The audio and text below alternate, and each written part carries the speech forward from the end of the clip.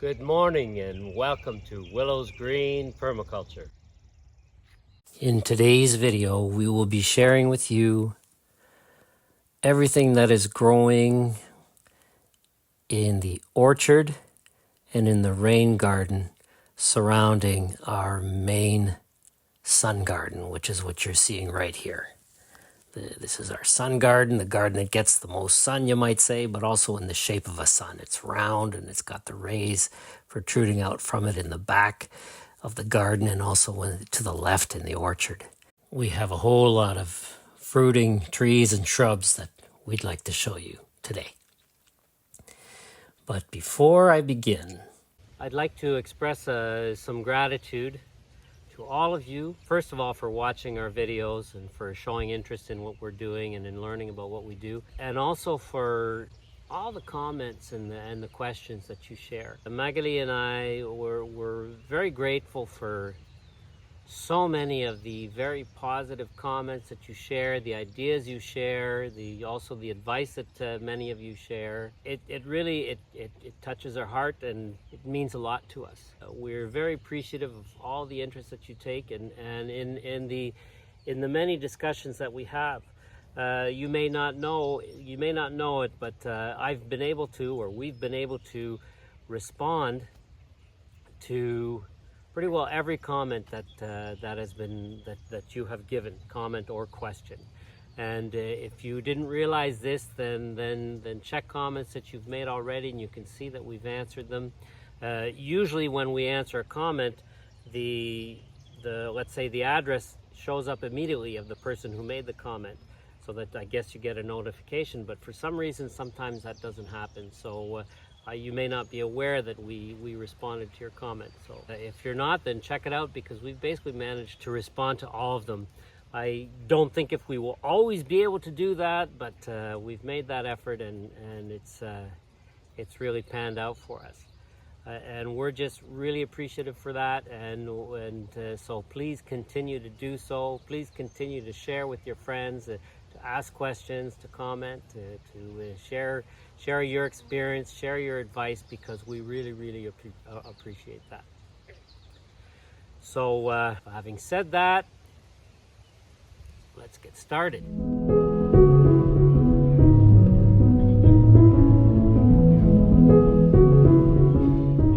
Here behind me we have one of the first species that we put into our food forest, and that is the elderberry. It's just starting to flower. You can make fritters and different things and tea and all sorts of other things out of the flowers, and also of course the fruit are edible, but you need to cook them. We make syrups out of the fruit in the fall and winter, and these elderberry, which are so big right now, all of these elderberry you see behind me started from 8 branch cuttings that were about this long and this thin. So let's say, for instance, if you look at this serviceberry right here, it would have been a piece of branch like this. 8 of them that I had taken in the fall of 2019, a couple months before coming here.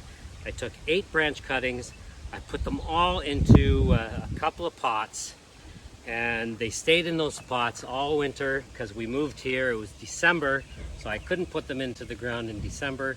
They stayed in our garage all through the winter, and then I put them in the spring of 2020, and look at them now. We started getting a harvest from them right from 2021. We even had a couple berries in 2020, but we weren't going to harvest those. So a really wonderful species. These are on the edge of our rain garden, so they are stabilizing the soil and making sure that the banks of our rain garden don't erode into the water. Here we have some serviceberry, another native fruit, really delicious. It's going to be ready at the end of June. Well, this one hasn't started to fruit yet. It has a few little berries here, but not that many, because once again it's really young, and it's close to the road, so it had gotten trampled in its first year of life, but now that it's nice and big, it won't be trampled anymore. And then right beside me here, we've got some chicory, which is an herbaceous plant. It just self-seeds like crazy. And you can eat the leaves like you would lettuce. Well, actually, no, maybe not really. You kind of have to blanch them a little, cook them a little. So you'd eat them more like spinach. But when you blanch them, they're quite good in a salad. And these really support the birds a great deal. I did a video of chicory late last fall that was full of seed. There must have been about 40 goldfinches in a chicory about this big. It was quite beautiful. And the flowers are beautiful too. And we didn't plant this, it's just one of the many things that just keeps coming back. And then right beside the chicory, we have some yarrow, which is medicinal, and it comes back, of course, every year. And then here beside the yarrow, it's really small, but I'm just gonna show you it as an example. It's one of the probably hundreds of sunflowers that we have. And the thing about sunflowers is, even though they're an annual, if you're growing sunflowers and you'd like to turn your sunflower into a food forest species, all you need to do is leave maybe 1 or 2 or 3 sunflowers. Let them stay. Don't harvest them. Let them completely ripen and dry out. And what's going to happen is the little animals are going to use it as their food, and they are going to spread those seeds all over the place for you. And then you're going to have sunflowers everywhere, which is really nice, because then what you're going to be able to do is harvest your sunflower heads and leave many for the animal. And the squirrels just absolutely love sunflower seeds. And so if you got lots of them all over the place, then they should leave your garden alone, along with so many others. Now right here beside me, we have a species that's really important, and this is a hazelnut. So this is one of the about, I think it's 8 or 10 hazelnut shrubs that we have. There are about 3 or 4 different varieties. We started to get a harvest last year. We should get an even nicer harvest this year. It was only a handful last year, but they're really delicious and easy to break open and eat. This is cardoon. I don't believe it's a native species, but I just love it because to me it just looks so tropical. It's small right now. This is going to get 3 times bigger, but the thing is, I put it in last year for the first time, and I thought it was just an annual, and maybe it is just an annual, but this one came back. So I'm hoping to get flowers out of this thing this year to be able to harvest the seeds. This is chokecherry. We have some much bigger examples, but this one is easy to show because it's isolated. Actually, when I bought this, it was supposed to be a service berry, but it turned out to be a chokecherry. That's fine. You'd be surprised with its name that chokecherries are edible. I like to eat them raw.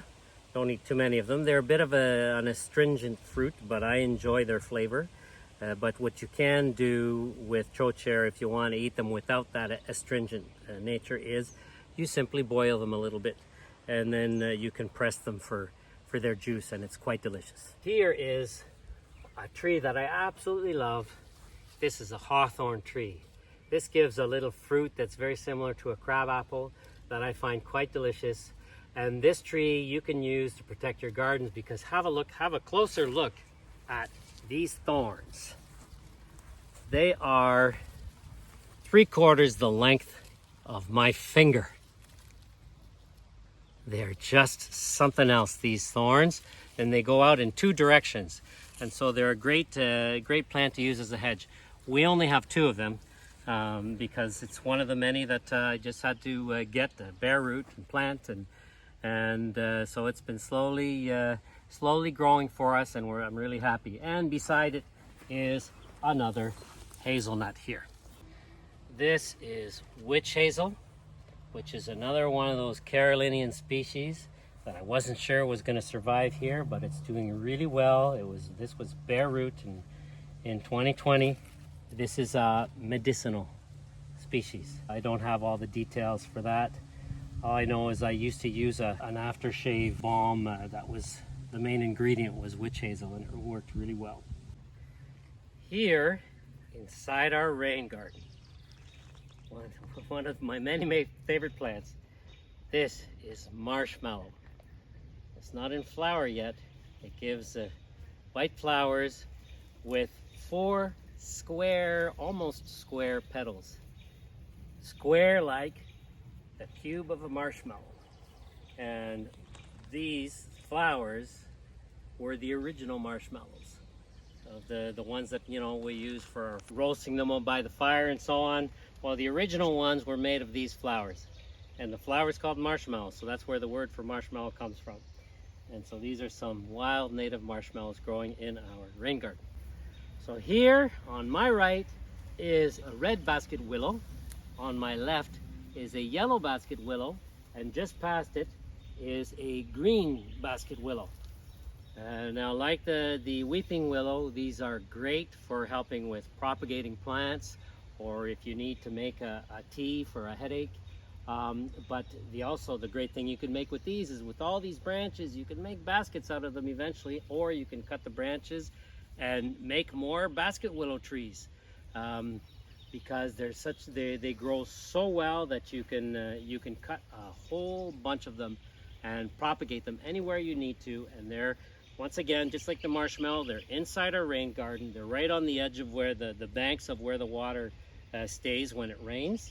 And so these basket willows, like the elderberry, like the Manitoba maple, these are going to help stabilize the soil and prevent erosion. So they're a medicinal species. They're a source for preserving the soil.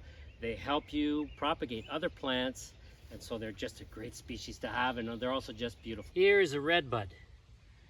Now this redbud, we put in our first redbud here, one that I had grown from seed in front of the house, closer to the house. And I needed to trim it at one point. So in 2021 I trimmed it. And this one was a branch cutting in 2021, probably something like that. And now look at it 3 years later. Beautiful food forest species. It's another one of those Carolinian species. I really didn't think it would survive here in our zone, but it did. And the flowers are beautiful, but if you want, they're also edible. Now this year was the first year this tree has flowered for us, so I was really happy. I just let them flower. The flower buds are edible, the flowers are edible, and the young seed pods are also edible. So it's a food forest species, and it's also just one of the most beautiful trees, in my opinion, that you can have, and it can be really formed into a type of a bonsai. Now over here, this is part of the perimeter or contour of our garden. So you can't really see the garden behind me here, which is the point. It's hidden by these grapes. It's hidden by these elderberries. Now these elderberries are getting a little bit too big. These I put in as a cutting in 2021 from when I was taking cuttings from the elderberries over there in the rain garden. And I just thought, oh, I'm going to throw these on the contour, see how they do. It's a little bit too big, but what I'm doing is I'm waiting for the flowers to bloom. Once the flowers have nice big blooms, then I'm going to harvest all the flowers so that we can take them into the kitchen and use them. And then I'm going to cut this right back until it's about this high so that it can continue to act as the fence. And of course, it's just going to put all its branches back out again. And then here we have some wild grape. Now, I'd like to take a moment to talk about the wild grape, because it is the true example, along with the black-cap raspberry, of how we do things here. We have a ton of wild grape everywhere, and we did not plant one. But what's interesting is, when we first came here, we didn't have any wild grape or any black-cap raspberries, for example. We had no wild grape. Look at this. Look, it's starting. There's fruit coming. We had none, zero. But the thing is, and this is how we do things here, we set up the conditions by planting native shrubs, native trees, native wildflowers, native herbaceous plants, grasses, ground covers, and so on. And we planted those, and we made what's called Nomo Zones. That means we stopped because all this whole area was grass when we first moved here in December of 2019. Everything was just grass everywhere, just a lawn. So we started with Nomo Zones. Well, we made this garden, of course. We put cardboard down, we made the garden. But the orchard over there, it was just a whole bunch of Nomo Zones that we had nothing planted in yet. in the shape of those of the sun rays that we've made it. And in the Nomo zones, things started to grow. And the animals started to use those Nomo zones as protection. So the animals started to plant stuff for us. For example, these grapes. And now we are able to harvest wild grapes and have them all winter. Now people might say, well, why would you harvest wild grapes? Why don't you grow like regular grapes, let's say, that you can buy at the grocery store? We do actually grow those grapes, but they're different. What I would say the difference between a wild grape and a regular grape is a wild grape, well, it's a lot smaller and the flavor is a lot more concentrated. And it's really, really, really healthy. If a regular grape you consider healthy, well, this is 10 times healthier. And the juice is amazing. We take those grapes, we press them for their juice in the fall, we can those in jars, and we don't have to add a single thing to them because it's acid. It's like lemon juice, and so it's just wonderful, really healthy. So in the winter I showed you how these grapes are making our fence higher, because our fence is only this high. But we've got these poles here, and we've got a line going all around the top of the fence. And of course these grapes put out all these vines, and so we've been training them to grow along the top like that. So these grapes, along with the raspberries, the roses, the elderberries, and so on, are making our fence much taller. The big animals like the raccoons, they don't like going through the roses, they don't like going through the raspberries especially, but they also don't like going through grapes because they can just get all caught in all that. I can get all caught in all that. So, another thing we do with the grapes in the winter is we make a type of balsamic vinegar with it. Here, below the grapes, we have another great species to have. It's medicinal. This is purple coneflower. It's just starting to form its flower buds. This is a medicinal plant. I've never harvested it to use the medicine because it's a pretty involved knowledge that you need, and I don't have that yet. I believe you have to harvest the root, but that's coming. But the other great thing about coneflower, a plant like sage, like bleeding heart, sage and yarrow, the deer do not like purple coneflower, so it helps keep them out of the garden, steers them away. And we got sage right here too, which is teaming up with the coneflower to keep the deer out of the garden. So here's some purple flowering quince that we put in bare root in 2020, and for the first time this year it's starting to give us fruit. You can see some of the fruit down in here, and this fruit is really well protected by some pretty big thorns. It's kind of hard to see the thorns, but they are there. And here's another one of our quinces, which have quite a few fruit, which are starting to show color. There are 4 of them here, and there are another 3 or 4 over here, 5 actually. So, and once again, I'm feeling those thorns, so I'm gonna get my arms out of here. Here is a yarrow that is starting to flower. The white one is the wild one, and I find it quite a beautiful plant. Another one that's good to keep the deer out of the garden, and great to have as a medicine. I take teas of this when I'm starting to feel like I'm going to get a cold or the flu or something, and it just nips it right in the bud. We have some mint here. This is apple or pineapple mint, a whole bunch of it, along with some bee balm, which is also known as monarda. So I know the subtitles sometimes write the bee balm incorrectly.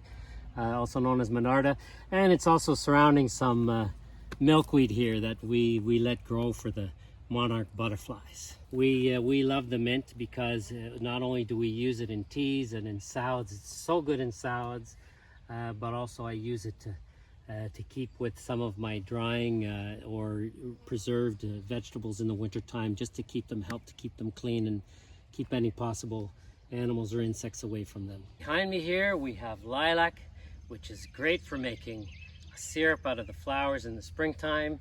Now it's already flowered, and so you can see some of the flowers we didn't harvest are going to seed. And then right here beside me, we have one of the many blackcap raspberry shrubs that are growing everywhere We didn't plant one of them. Once again, we didn't have any when we first moved in, but the animals came along and started planting them. As soon as we got here, a year later, we started to see them growing. It was just wonderful. And the thing about blackcap raspberries is some people complain that the blackcap raspberries can just become a mess of thorns, a mess of canes and thorns, and without any fruit. But we learned that, and Magali started to make trellises for these blackcap raspberries just out of simple bamboo or tree branches. And once we attached these blackcap raspberries to the canes, to the trellises, they started to put out fruit, and when we just started to get tons of fruit. Now we have a whole bunch of stuff here. This is another good example of sort of a food forest area, because you've got a large tree and you got a bunch of small ones. You got the sort of shrubs, big shrubs, small shrubs, and then right here we've got some ground cover. This ground cover, we got some strawberry here, which is doing well. Doesn't have a whole lot of fruit yet because it's in the shade. The south it's hidden from the southern sun, so it's in the shade. This is gonna give us fruit much later. We've got some yarrow right here, and hiding behind the yarrow, and this is a really important thing I want to show you, another food forest species. We have all of these pawpaws here. Now the thing about pawpaws is they are a tropical fruit that is native to even Ontario. It's native to the Carolinian zone, but it's growing well here too. And it's one of the most delicious fruit ever. And what some people find complicated about pawpaw is they need to be, when they're very young, 2, 3, or maybe even 4 years of age, they need to be in the shade. And so people wonder, well, how do I do that? Because eventually you want them to be in the sun when they start to fruit. So how I do this is I will give them the shade with some really fast-growing herbaceous plants, like for example this yarrow. It grows really tall, it puts them in the shade. Now here it gets the shade also from the lilac, but I have pawpaw elsewhere that doesn't have big shrubs giving it shade. And so when this pawpaw starts to be big enough that it's going to give fruit, well, it's going to be bigger than this yarrow.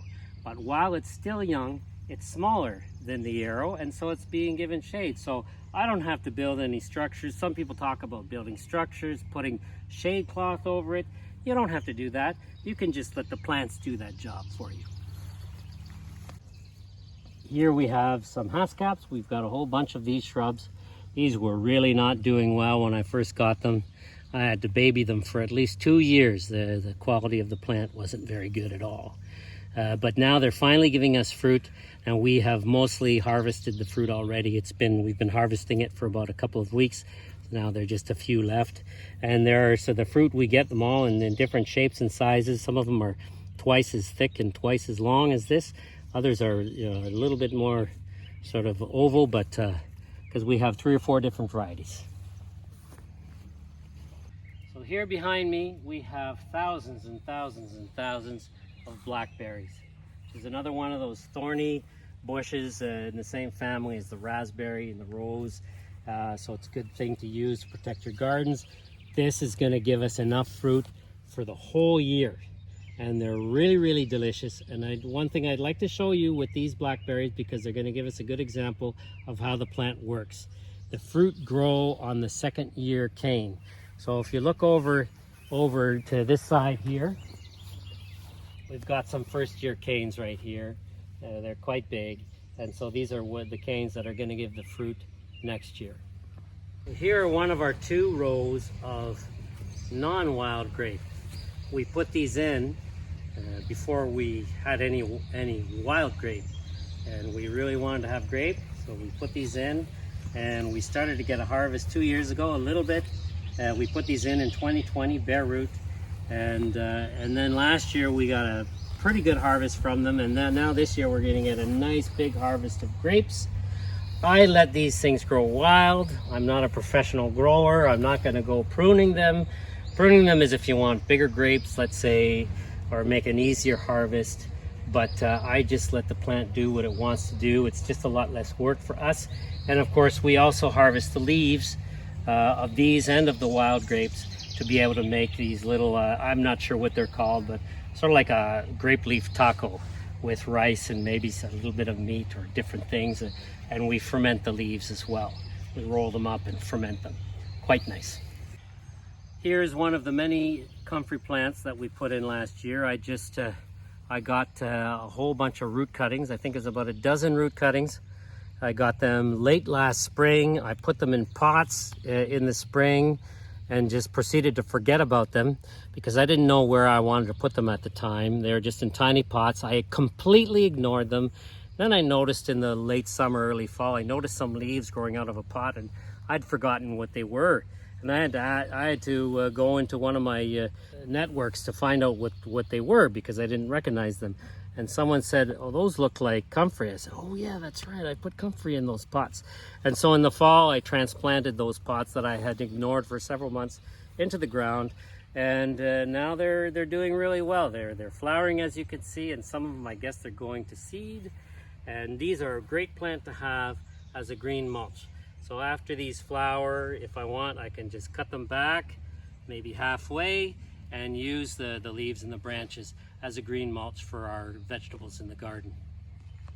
So here we have some plum trees. We've probably got at least a dozen plum trees in different gardens, and they were bare root in 2020, and they're finally starting to give us some fruit. Last year we got 1 or 2 plums, and this year it looks like we're going to get quite a few more. Here we have some groundnut, and this is a native potato.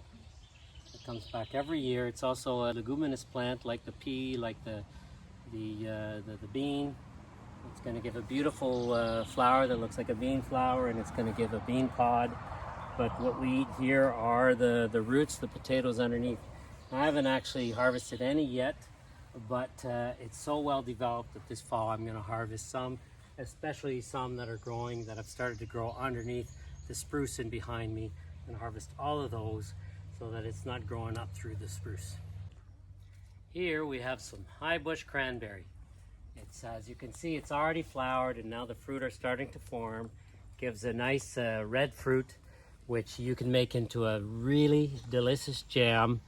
The only thing is, when you're making high bush cranberry jam, it kind of makes the house smell like dirty socks while you're making it, but I have no idea why, but the jam afterwards tastes just delicious. You can actually see some of the old fruit hanging off of it because I didn't actually get a chance to harvest all of it last fall. So I just let it stay for the birds and the other animals. So I hope you liked the video. Hope you found it useful. And if you found it useful and interesting, then please share with your friends. And if you haven't done so yet, then subscribe and support our channel just through subscribing. Then maybe you can watch some more of our videos. So have a great week, and we will see you next time.